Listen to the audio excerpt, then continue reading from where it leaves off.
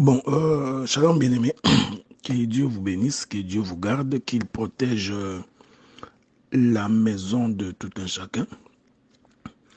Nous allons devoir commencer notre intervention sur les thèmes qui nous a été proposés par l'administrateur principal, qui porte sur le salut, se trouve dans le plus grand nombre de conseillers. Vous allez donc accepter, puisque nous sommes dans un séminaire doctoral, que nous puissions aborder cette question-là de façon prophétique et doctorale. Alors, je voudrais prendre l'écriture qui nous a été donnée. Et ensuite, nous allons devoir avancer dans la marche. Je prendrai donc, premièrement, l'écriture de Proverbes. Nous prenons Proverbes. Je prends le chapitre 11, le verset 14.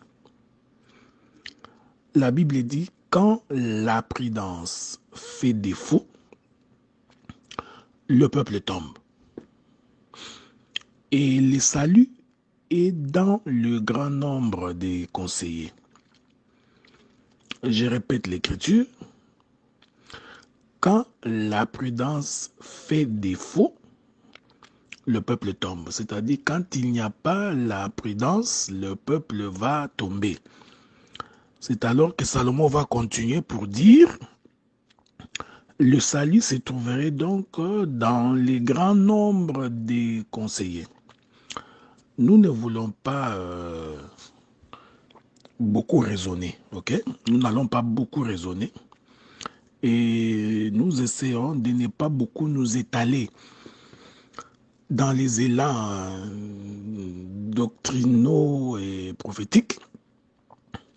Parce que, vous voyez que je vais essayer de circonscrire la pensée de cette écriture.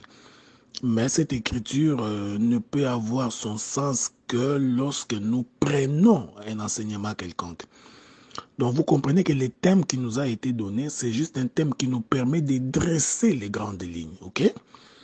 Maintenant, une fois que les grandes lignes sont dressées, cela va être pour nous comme un cadre théorique. Maintenant, à partir du cadre théorique, nous pouvons procéder aux analyses des cas. Ok? Bon, malheureusement, on ne nous a pas demandé de faire une analyse des cas. Nous allons donc dresser les cadres théoriques. Il est possible que nous abordions quelques cas pour que nous puissions bien nous faire comprendre. Je voudrais prendre une écriture. Je prends une écriture, ça c'est le Seigneur Jésus-Christ qui parle. Je suis dans Matthieu chapitre 10, le verset 16. Il est écrit, voici je vous envoie comme des brebis au milieu de loups. Soyez donc prudents comme les serpents et simples comme les colombes. Je prends Luc chapitre 16, le verset 8. Le maître loua l'économe infidèle de ce qu'il avait agi prudemment, car les enfants de ce siècle sont plus prudents à l'égard de leurs semblables que ne leur sont les enfants de la lumière. Ici, le Seigneur parlant aux disciples, il leur dit qu'il les envoie au milieu de loups, c'est-à-dire il les envoie dans le monde, tout en précisant que nous vous demandons d'être prudents comme le serpent. Hein? Soyez donc prudents comme les serpents. Donc vous comprenez qu'ici, l'Éternel est en train de tirer dans le serpent une qualité. C'est cette qualité de la prudence. Oh, celui qui est prudent, c'est celui qui fait attention. Ok? Celui qui fait attention, c'est celui-là qui est prudent. Il fait attention sur sa manière de vivre, sur sa manière d'être et sur sa manière de se conduire. Pourquoi l'homme serait-il prudent? Il est donc prudent pour ne pas tomber. Or, ce qui fait que quelqu'un ne puisse pas tomber, vous le savez, c'est donc la connaissance de l'Écriture. C'est donc la connaissance de l'Écriture qui fait que quelqu'un ne peut pas tomber. Mais l'Écriture que nous avons lue au commencement, là, cette Écriture nous dit que, donc, faute de prudence, le peuple tombe. Ok, donc pour qu'un peuple tombe, c'est-à-dire que ce peuple-là n'est pas prudent. Bon, vous permettez que je fasse un petit détour dans le jardin. L'Éternel crée donc l'homme et la femme, il les place dans le jardin, il leur donne la loi, leur demanda d'observer ce que Dieu les avait prescrit. Et Dieu leur dira, le jour où vous en mangerez, donc vous mourrez. Il s'est fait malheureusement que le serpent ayant séduit Ève va donc entraîner l'homme et la femme dans le péché. Quand l'homme tombe dans le péché, l'homme donc cesse d'être prudent.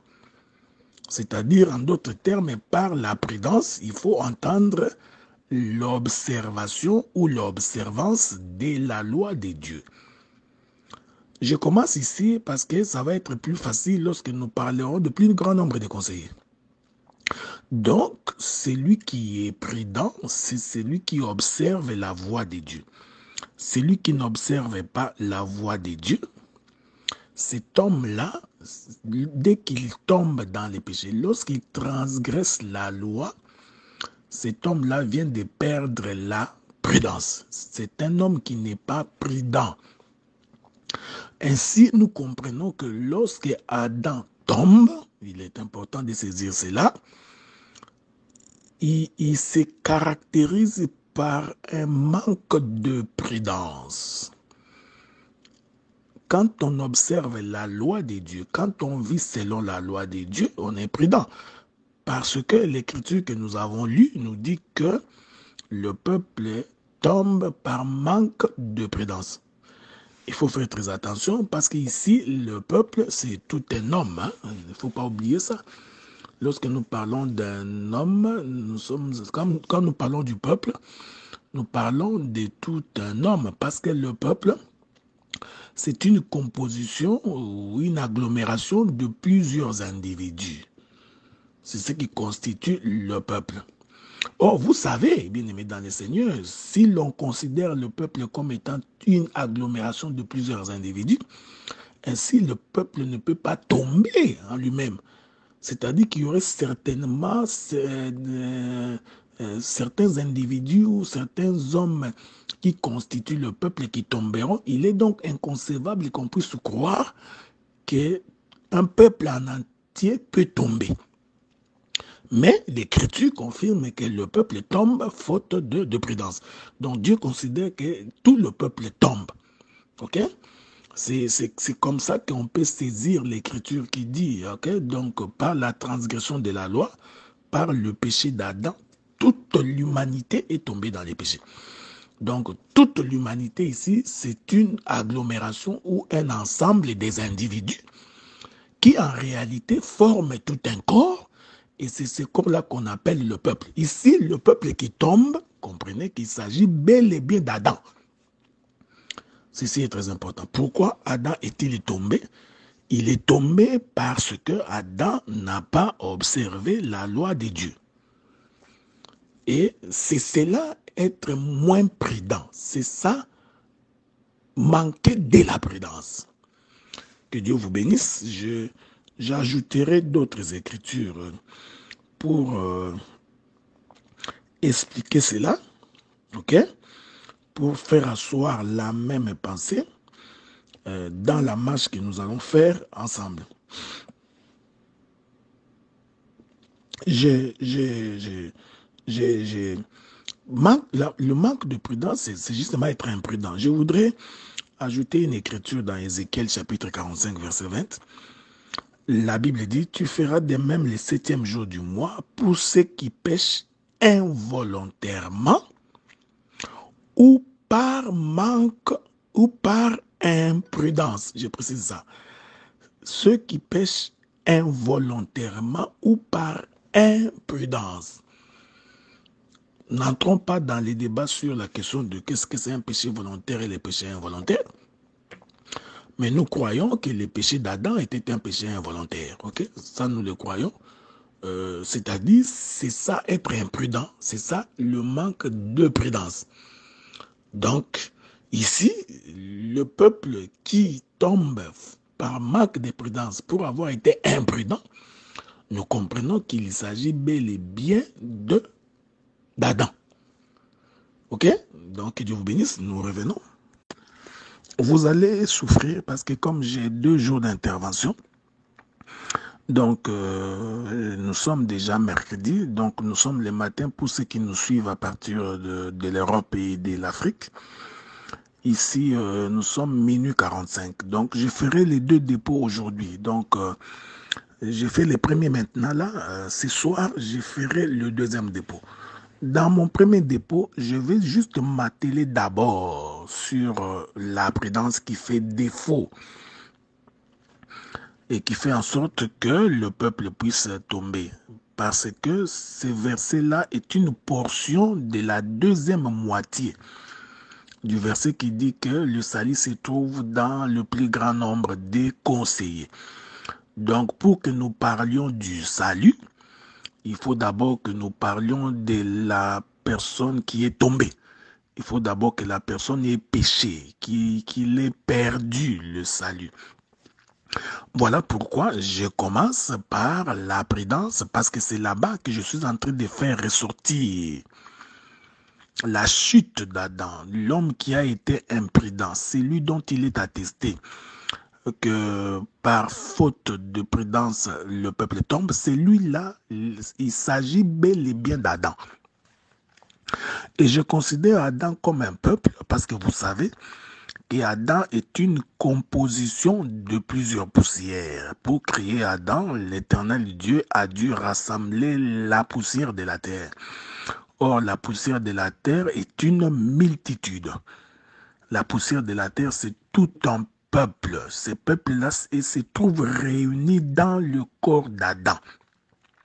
C'est pourquoi Paul avait raison de dire que lorsqu'Adam est tombé, toute l'humanité est tombée avec Adam. Tous les hommes ont péché, même s'ils n'ayant pas transgressé de la même transgression ou de la transgression de la même nature qu'Adam. Mais le Seigneur considère que par la chute d'Adam, toute l'humanité est tombée. Ok? Donc nous confirmons par là qu'Adam, c'est tout un peuple. C'est la poussière rassemblée. Donc, pour qu'il y ait rassemblement, l'on doit sonner de la trompette. Ainsi, les différentes poussières viennent se mettre ensemble pour former le corps d'Adam. C'est ainsi que quand vous lisez les livres des Romains, le frère Paul dit que le corps est un, mais il est composé de plusieurs membres. Ok? Un peuple, mais composé de plusieurs membres. C'est ce que Paul dit. Il dit le corps est composé de plusieurs membres, chaque membre remplissant sa fonction. Et le frère Paul continue pour dire, quand bien même que le corps est composé de plusieurs membres, mais il n'en est qu'un seul. Donc il n'y a qu'un seul corps. C'est pourquoi nous disons le peuple qui tombe ici par manque de prudence, parce que la prudence fait défaut. Ces peuples-là représentent la personne d'Adam qui est tombée. Je vais ajouter quelques écritures pour bien nous faire comprendre. Je suis dans les livres des Proverbes toujours. Je prends les livres des Proverbes, le chapitre 15, le verset 5. Nous lisons Proverbe chapitre 15, verset 5. L'insensé dédaigne l'instruction de son père, mais celui qui a égard à la réprimande agit avec prudence. Que Dieu vous bénisse. Voyez-vous, je vais répéter ça calmement. L'insensé dédaigne l'instruction de son père, mais celui qui a égard à la réprimande agit avec prudence. Ici, le Seigneur confirme qu'en réalité, la réprimande est une instruction. Ok? C'est très important ce que j'ai dit. Hein? Donc, la réprimande est une instruction. L'Écriture dit, quiconque éloigne les fouets de son fils les haït, mais c'est lui qui frappe son fils l'aime. Donc, frapper le fils, c'est ça, réprimander le fils. Et le Seigneur confirme qu'en fait, c'est lui qui accepte ou qui a de l'égard vis-à-vis de la réprimande, donc du fouet. C'est lui-là, il agit avec prudence. Oh, je vous ai démontré qu'agir avec prudence, c'est mettre en pratique la parole de Dieu.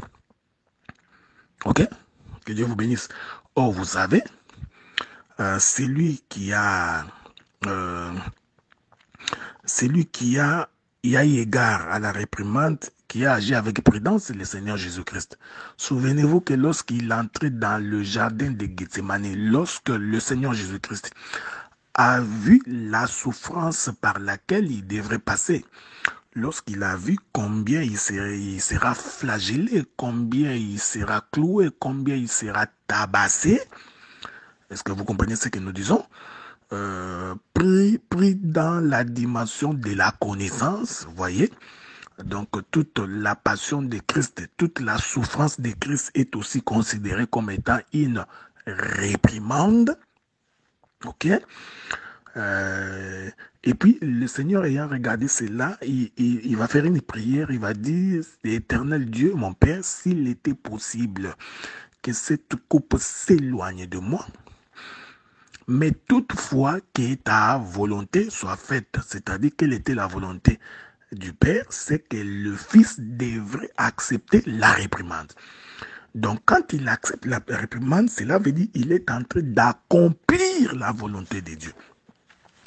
Je voudrais également évoquer les livres de Luc chapitre 24, le verset 44. Le Seigneur Jésus-Christ marchant sur le chemin d'Emmaüs, voyez-vous, il va dire aux disciples avec lesquels il faisait chemin, il marchait ensemble, avec qui il faisant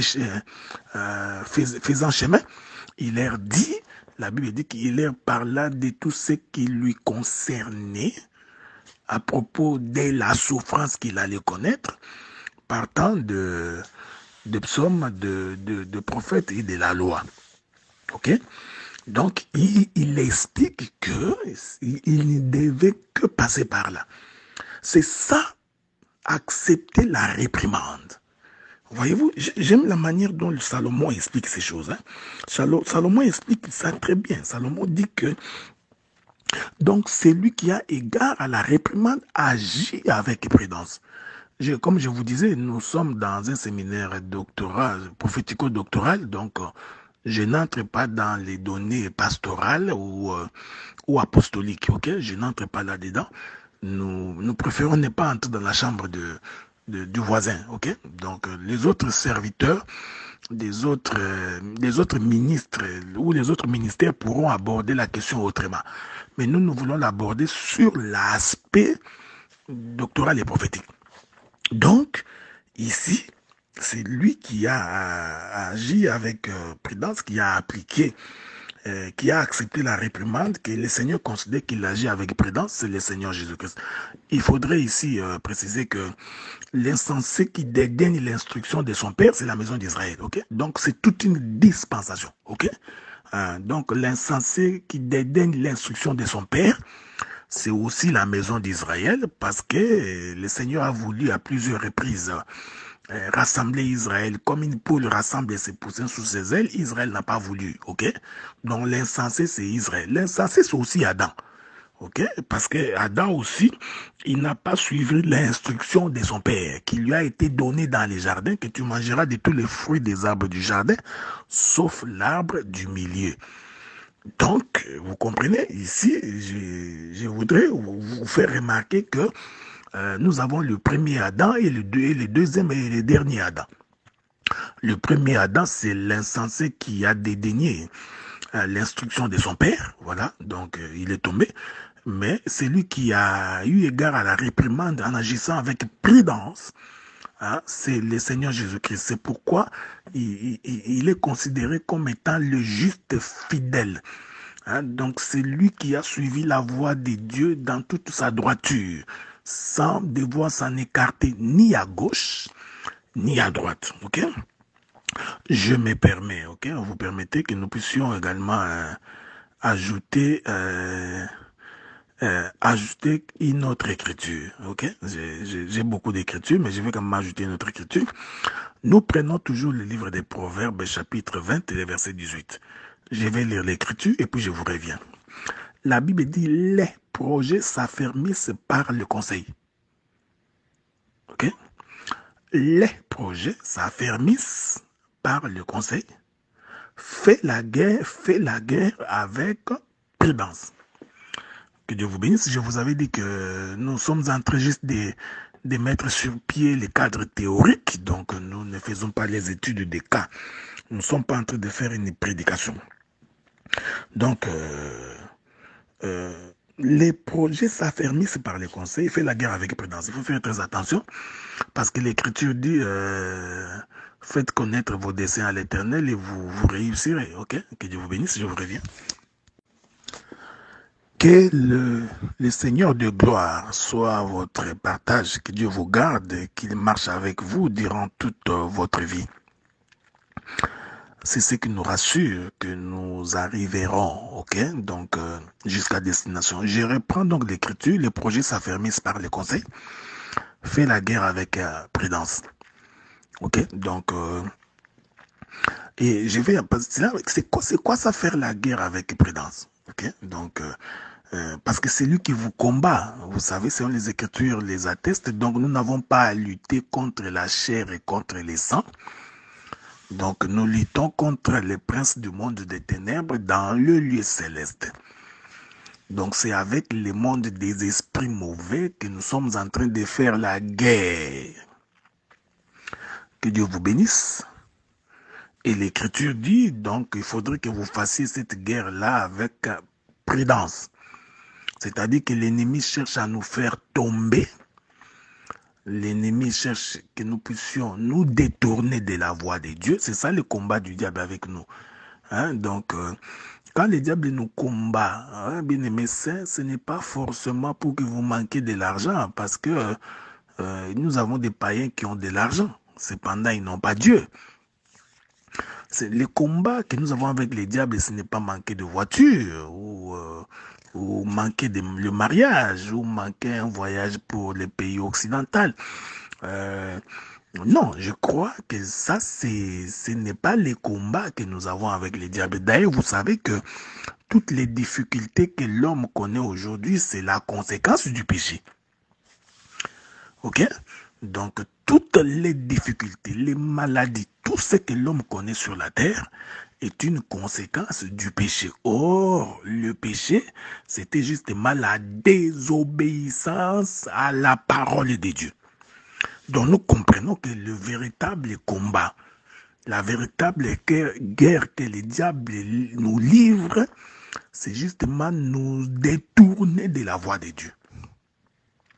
Voilà pourquoi j'ai toujours pensé que toute la prédication et tous les enseignements qui pourraient être donnés sur cette terre des hommes par des ministres ne devraient avoir aucune autre mission, aucune autre fonction que de faire en sorte que nous vivions la vie de la sainteté. Souffrez que je fasse une petite exhortation et cette vie de sainteté devrait se manifester dans notre manière de vivre, notre manière d'être, notre manière de nous comporter, notre manière d'agir. Donc, c'est donc une illusion que de se prétendre fils de Dieu ou de se prétendre ministre de la parole lorsque le comportement que l'on affiche ne prouve pas que vous avez connu Dieu. D'ailleurs, j'ai toujours dit, la Bible dit même que aimez vos ennemis, priez pour ceux qui vous maltraitent. Vous voyez, frère? Donc, même quand on est enfant de Dieu, donc, je voulais dire, si on est enfant de Dieu, même nos ennemis, on doit avoir la capacité de les aimer. Remarquez cette chose. Donc, la guerre qui nous est imposée par le diable consiste à nous détourner de la voie de Dieu. Maintenant, Salomon dit, il faudrait donc faire la guerre avec prudence. Qu'est-ce que signifie faire la guerre avec prudence? Cela veut dire tout simplement vivre la parole. Vivre selon la volonté de Dieu. Que le diable n'ait rien à réclamer auprès de vous. Qu'on ne trouve pas chez vous quelque chose qui appartiendrait au diable. Est-ce que vous remarquez cela? Donc faire la guerre avec prudence, c'est justement combattre en respectant la parole de Dieu, en vivant la sainteté de Dieu. Ok? Donc, c'est cela. Vous voyez? Donc, tout part de là. C'est-à-dire, dès qu'il y a manque de prudence, faute de prudence, le peuple tombe. Maintenant, une fois que le peuple est tombé, alors vient l'écriture qui dit les saluts se trouvent dans le plus grand nombre des conseillers. Est-ce que vous remarquez? Donc, aujourd'hui, pour l'instant là, nous procédons d'abord, nous commençons d'abord par expliquer que pour qu'il y ait salut, il fallait premièrement que l'homme tombe. Ok? Voilà, donc l'homme est tombé faute de prudence. Pourquoi est-il été imprudent? Cela s'est caractérisé par le fait qu'il n'a pas observé la voie de Dieu. Cela veut dire que tout homme qui n'observe pas la voie de Dieu, cet homme-là, c'est un homme imprudent. Et le fait qu'il n'a pas observé la voie de Dieu, il est donc devenu imprudent et par l'imprudence, il est tombé. Ok? C'est pourquoi l'Écriture dit, soyez prudents comme les serpents. Je ne voudrais pas ici aller toucher pourquoi la prudence est liée au serpent dans cette écriture-là, pour ne pas nous détourner de la voie de Dieu. Je prends Jérémie chapitre 49. Je prends Jérémie chapitre 49. Je vais lire le verset 7. Sur Édom, ainsi parle l'Éternel des armées. N'y a-t-il plus de sagesse dans tes mains? La prudence a-t-elle disparu chez les hommes intelligents? Leur sagesse s'est-elle évanouie? J'aime ça. J'aime ces choses, c'est merveilleux. Donc, le Seigneur comprend que un homme intelligent devrait avoir de la sagesse et être prudent. Or, la sagesse, comme vous savez, donc la crainte de Dieu est le commencement de la sagesse. Or, cette crainte de Dieu consiste par l'observance de la parole de Dieu. Donc, celui qui n'observe pas la parole de Dieu, il agit donc de façon imprudente et cet homme-là va tomber. Ok? Et une fois qu'il tombe, alors les saluts doivent venir. Mais ces saluts-là viennent par un grand nombre de conseillers. Ok? Donc, ça, c'est l'aspect que nous allons devoir aborder ce soir. Mais aujourd'hui, je précise d'abord que pour qu'il y ait les saluts, parce que les saluts, c'est le relèvement de l'homme qui était tombé. Et ce relèvement-là doit se passer par un nombre élevé de conseillers. Alors, nous allons essayer d'expliquer, probablement dans notre marche, lorsque nous allons avancer, nous essaierons d'expliquer comment les saluts viennent par un plus grand nombre de conseillers.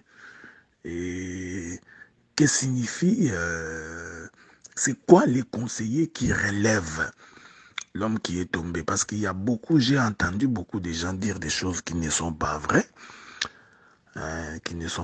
Donc ce n'est pas la multitude des ministres qui constitue le conseil de Dieu. Donc ce n'est pas le collège des serviteurs qui constitue les conseils de Dieu ou les conseillers. Non, je crois que procéder de cette manière-là, c'est donner à l'homme la place qui ne lui revient pas. Voilà, bien-aimés dans le Seigneur, nous allons donc maintenant aborder les derniers points pour aujourd'hui.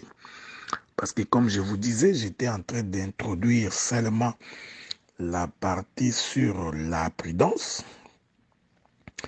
Et le Seigneur aidant, ce soir, nous commencerons la deuxième partie sur le plus grand nombre de conseillers. Souffrez donc que nous puissions vous revenir avec 2 ou 3 écritures pour conclure notre première intervention d'aujourd'hui. Ok?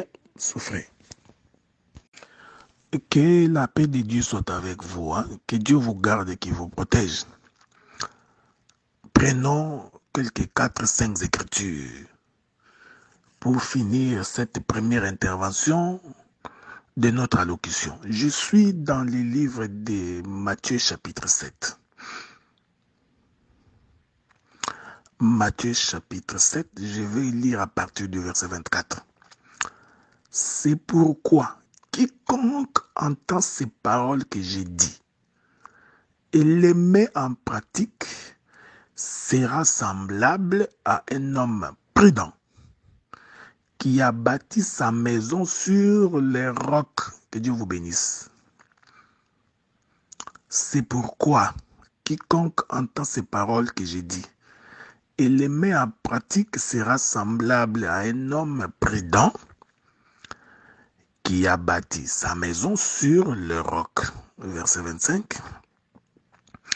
La pluie est tombée, les torrents sont venus, les vents ont soufflé et se sont jetés contre cette maison. Elle n'est point tombée parce qu'elle était fondée sur le roc. Mais quiconque entend ces paroles que j'ai dites et ne les met pas en pratique sera semblable à un homme insensé. Souvenez-vous de ce que je vous avais dit dans les livres des Proverbes, que l'insensé dédaigne l'instruction de son père. Mais quiconque entend ces paroles que j'ai dites et ne les met pas en pratique est semblable à un homme insensé qui a bâti sa maison sur le sable. La pluie est tombée, les torrents sont venus, les vents ont soufflé et ont battu cette maison. Elle est tombée et sa ruine a été grande. Après que Jésus ait achevé ses discours, la foule fut frappée de sa doctrine, car il enseignait comme ayant l'autorité et non comme les scribes. J'ai toujours aimé cette écriture-là. C'est pourquoi j'ai toujours dit que la doctrine, c'est l'enseignement. Ok? La doctrine, c'est l'enseignement. Et l'enseignement, c'est visiter les appartements de Salomon. Et j'ai dit, l'enseignement, c'est la révélation de l'écriture. Toute la parole est pour vous comme les paroles d'un livre scellé. Toute la révélation est pour vous comme les paroles d'un livre scellé à qui l'on donne, à qui sait lire et dit qu'il ne peut pas parce qu'il est cacheté. La parole de Dieu, l'enseignement, c'est la révélation de l'écriture. Et les contemporains de Jésus étaient donc étonnés, furent frappés de la manière dont il enseignait. C'est très important. Ce n'était pas d'abord de la manière dont il vivait. D'abord l'enseignement, parce que c'est l'enseignement qui produit la vie. Donc, quand il n'y a pas d'enseignement, la doctrine, elle est fausse. C'est du pharisianisme. Voilà pourquoi j'ai toujours pensé que tout prédicateur devrait faire un effort pour saisir la pensée de l'écriture. Donc, ainsi, Jésus, il dit, après Jésus a achevé son discours, la foule fut frappée de sa doctrine. Car il enseignait ayant autorité, non comme les scribes. Parce qu'aujourd'hui, on en parlera si le Seigneur nous donne la possibilité. C'est quoi enseigner comme un scribe? Qu'est-ce qu'il voulait dire par là? Comment les scribes? Parce qu'aujourd'hui, il y a beaucoup de scribes. Beaucoup de gens qui vont dans des écoles, qui recopient, qui répètent. Quand ils parlent, vous sentez qu'il n'y a aucune onction. On ne sent pas que la personne est connectée au Saint-Esprit. C'est véritablement un répétiteur. Donc, il enseigne comme les scribes. Ça, on en parlera, ce n'est pas l'objet de notre intervention. Je ne voudrais pas non plus avoir une question là-dessus, parce que ce n'est pas l'objet de notre intervention. Mais ce qui m'intéresse, c'est comment le Seigneur explique ce que c'est un homme prudent. Ok? Qu'est-ce que c'est un homme? Faute de prudence, le peuple tombe. C'est quoi la prudence? Le Seigneur répond, ok? Donc, ce sont des choses qu'on ne peut pas imaginer. Le Seigneur répond que la prudence, c'est le fait que quelqu'un écoute la parole et il les met en pratique. Et le Seigneur continue pour dire, quand l'homme met cette parole en pratique, cela est semblable à une maison construite, bâtie sur un rocher, sur un roc, c'est-à-dire une maison solide. J'aime ces choses.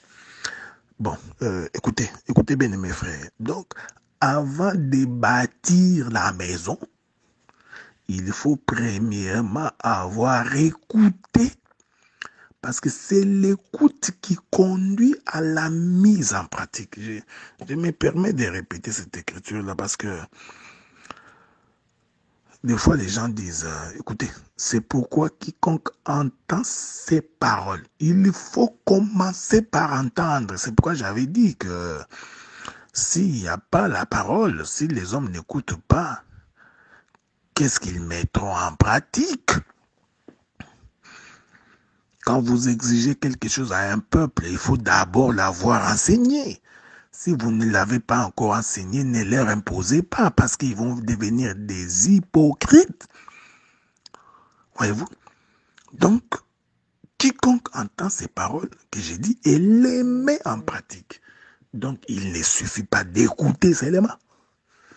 Faudrait-il encore que tu les mettes en pratique? C'est pourquoi j'ai toujours été étonné. Tu entends quelqu'un qui dit, bon, cet homme, c'est un homme de Dieu. Il prêche bien, mais quand nous voyons la manière dont il vit, c'est en désaccord avec la parole qu'il prêche. Mais on dit quand même que c'est un homme de Dieu. Écoutez bien, mes frères, nous comprenons que c'est un leurre. Nous comprenons que c'est véritablement du mensonge. C'est une distraction à haute échelle. Si vous comprenez, quelqu'un ne peut pas prêcher une parole et vivre son contraire. Quelqu'un ne peut pas faire une démonstration des Écritures et ne pas manifester la vie de cette démonstration de l'Écriture. Ça ne demande pas une équation mathématique à 5 inconnus pour comprendre qu'on est en face de quelqu'un qui ne connaît pas Dieu. Ok?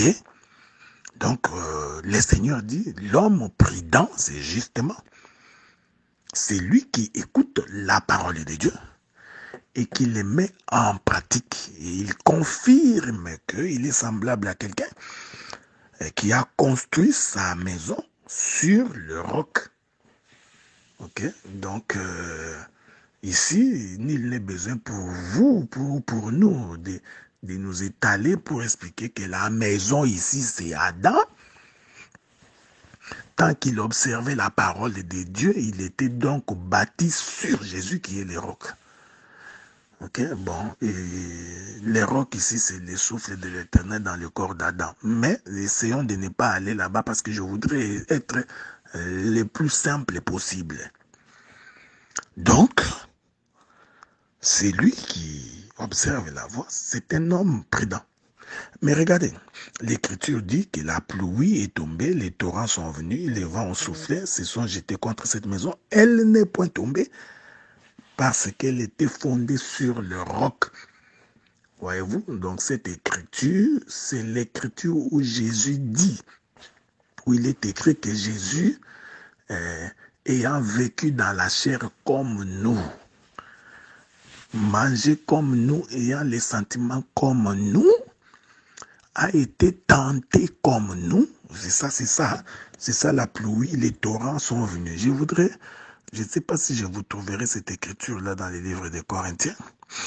Si je ne la trouve pas, on reviendra plus tard. Hein, parce qu'on dit que le Seigneur a été tenté comme nous, ok? Bon. Je ne sais pas si je trouverai cette écriture-là. Donc, tenté comme nous, mais il n'est pas tombé. Ok? Il ne s'est pas détourné de la voie de Dieu. Je suis dans les livres des Hébreux. Hébreux, chapitre 2. Hébreux, chapitre 2. Je voudrais commencer par le verset 17. Écoutez ce qui est écrit. En conséquence, il a dû être rendu semblable en toutes choses à ses frères. Ok? Que Dieu vous bénisse. Hein? J'explique l'écriture de l'homme prudent qui bâtit sa maison sur le roc et qui, malgré les pluies, les vents, les tempêtes, il n'est pas tombé. De quoi il est question? Que Dieu vous bénisse. Tout ça, c'est pour expliquer, faute de prudence, le peuple tombe. Ok? Ça, c'est la première partie de ces versets-là. Pour que finalement, dans la seconde partie du verset, que nous parlions du salut qui se trouve dans le plus grand nombre de conseillers. Que Dieu vous bénisse. Que la paix de Dieu soit avec vous. Nous continuons notre intervention, ok? Nous continuons notre intervention. Regardez, donc je disais ceci. Donc, l'homme qui écoute la parole et qui met la parole de Dieu en pratique, donc c'est comme un homme prudent. L'homme prudent qui a construit sa maison sur les rocs. Et la caractéristique de la maison construite sur les rocs, c'est que malgré les tempêtes, les pluies, les vents, tout ça, la maison ne tombe pas. Ok, donc nous sommes des passages, nous sommes juste en train d'élever les panneaux, donc pour faire asseoir cette pensée-là. Je suis dans les livres de Hébreux chapitre 2. Qu'est-ce que c'est? Les vents, les tempêtes, la pluie, toutes ces choses-là voudraient dire quoi selon la pensée de l'écriture? Alors, j'ai lu le verset 17. La Bible dit ceci. En conséquence, ici nous parlons du Seigneur Jésus-Christ. En conséquence, il a dû être rendu semblable en toutes choses à ses frères. Donc, pour dire que Jésus a vécu comme tu vis. Ok? Il a senti, il avait les mêmes désirs, les mêmes besoins comme tu vis là maintenant. C'est pas moi, c'est Paul qui le dit. Ok? Donc, comme vous, comme tout homme. C'est ça être proche parent. Afin qu'il fût un souverain sacrificateur miséricordieux et fidèle dans le service des dieux pour faire l'expiation des péchés du peuple. Et car ayant été tenté lui-même dans ce qu'il a souffert, il peut secourir ceux qui sont tentés. J'aime ça, vous voyez? Donc, ici, l'Écriture nous confirme que le Seigneur Jésus-Christ a été tenté, vraiment tenté comme nous. Est-ce que vous comprenez cela? Il a été tenté comme nous. Malgré cette tentation, le Seigneur n'est pas tombé. Ce que je voudrais dire, c'est ça l'homme prudent qui construit sa maison sur le roc, de telle sorte que même si la pluie, le vent, les tornades, que sais-je encore, viennent frapper la maison ne tombe pas. Et cette prudence-là, c'est justement l'observation de la parole. C'est pourquoi quand vous continuez, par la suite, il est attesté que mais celui qui bâtit sa maison, c'est l'insensé, ok? L'insensé, lui, nous avions défini que c'est celui qui n'agit pas avec prudence, c'est-à-dire c'est celui qui n'observe pas la loi de Dieu. Donc celui qui n'observe pas la loi de Dieu, il est en train de construire une maison sur le sable. Maintenant, vous voyez, quand les difficultés viennent, la maison est emportée. La maison qui est emportée ici, c'est Adam. Okay? La maison qui est emportée par les péchés, par la difficulté, c'est Adam. Pourquoi? Parce que Adam n'a pas observé la loi de Dieu. Il n'a pas observé le commandement de Dieu. C'est pourquoi, une fois qu'il est tombé, il faut aller les relever. Voyez-vous? Il faut aller les sauver. Mais pour les sauver, il faut qu'il y ait un grand nombre de conseillers. Que Dieu vous bénisse, hein? Que le Seigneur vous garde. Nous ferons donc notre marche pour expliquer que quand le Seigneur vient pour sauver, pour relever Adam, le Seigneur vient comme un grand nombre de conseillers. Ça, nous allons le démontrer par les Écritures.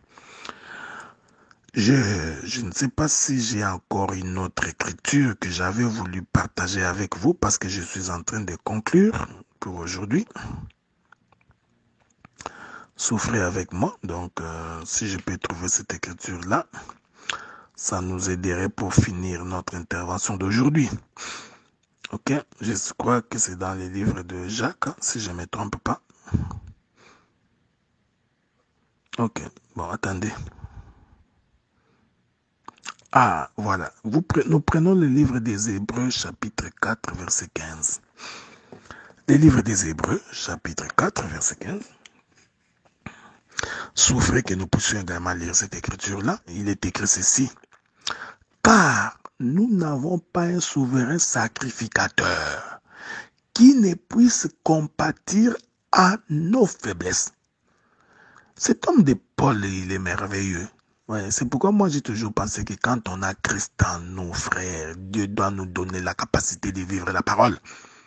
Il est écrit, car nous n'avons pas un souverain sacrificateur qui ne puisse compatir à nos faiblesses. Au contraire, il a été tenté comme nous en toutes choses sans commettre le péché. Il est merveilleux. Avez-vous lu cette écriture-là? C'est ça l'homme qui agit avec prudence. Cette écriture confirme qu'effectivement, nous avons nos faiblesses. Le Seigneur ne l'a pas oublié. Il n'ignore pas que nous sommes faibles. Voilà pourquoi il a fait en sorte qu'il y ait un souverain sacrificateur qui puisse compatir, comprendre nos faiblesses. Et l'Écriture dit qu'il a été aussi tenté comme nous en toutes choses. J'aime cette écriture-là. Donc, de la même manière que tu ressens la tentation dans ta chair, Paul dit, le Seigneur Jésus-Christ également l'avait senti de la même manière. Et la Bible dit, sans commettre des péchés. Voyez-vous, frères, hein, donc, et l'Écriture dit, approchons-nous donc avec assurance du trône de la grâce, afin d'obtenir miséricorde et de trouver grâce pour être secourus dans nos besoins. Que la paix de Dieu soit avec vous. Faute de prudence, le peuple tombe et le salut se trouve dans le plus grand nombre de conseillers. Dans ma première intervention, j'ai expliqué c'est quoi faute de prudence, c'est quoi le peuple qui tombe. Faute de prudence, c'est-à-dire ne pas observer la parole de Dieu. En d'autres termes, faute de prudence veut dire la transgression de la loi de Dieu. Quand on transgresse la loi de Dieu, le peuple tombe. Le peuple qui tombe ici, c'est Adam. Ok? Donc c'est Adam qui tombe. J'ai expliqué qu'Adam, c'est une composition de plusieurs poussières. C'est un assemblage de plusieurs membres. Donc ce peuple-là qui tombe, donc parce qu'il n'a pas observé la voie de Dieu. Je suis allé toucher l'écriture qui dit que faites la guerre avec prudence pour dire que c'est-à-dire il faut faire la guerre en observant la loi de Dieu. C'est ça tout simplement ce que ça veut dire. Celui qui n'observe pas la loi de Dieu, il fait la guerre avec imprudence. Certainement qu'il va perdre sa guerre. Et là, pour dire que c'est lui qui agit avec prudence, donc c'est celui qui accepte la réprimande, c'est le Seigneur Jésus-Christ. l'homme fidèle qui a vécu en observant toute la loi de Dieu sans tomber dans le péché. Que la paix de Dieu soit avec vous. Ce soir, nous allons donc conclure avec le plus grand nombre de conseillers. Qu'est-ce que c'est le plus grand nombre de conseillers? Je prendrai probablement 2 ou 3 exemples dans la Bible pour faire asseoir la pensée le plus grand nombre de conseillers. Que la paix de Dieu soit avec vous, chers ministres, collègues, chers frères et sœurs, serviteurs et servantes de Dieu, vous tous qui aurez la possibilité de nous suivre et de nous écouter, que Dieu soit votre partage et qu'il soit l'objet de vos chants et qu'il soit celui qui vous restaure par le nom de Jésus.